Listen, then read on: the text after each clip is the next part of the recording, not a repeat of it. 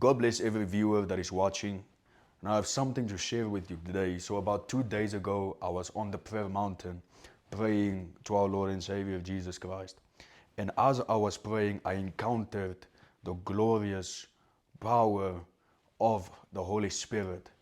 So I was overwhelmed with the presence of God. And as I was praying, I saw Jesus in a vision walking towards me. And I saw his sandals in his robe. I couldn't see his face, but as he was walking towards me, I felt this overwhelming love that I've never felt before. And as this love entered me, fear left me, worries, anxiety completely left me. So our Lord and Savior Jesus Christ is a God of love. Amen. And when his love enters, fear leaves. Hallelujah.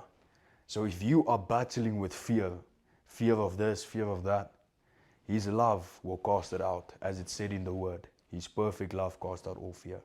So if you are battling with fear, receive the love of Jesus.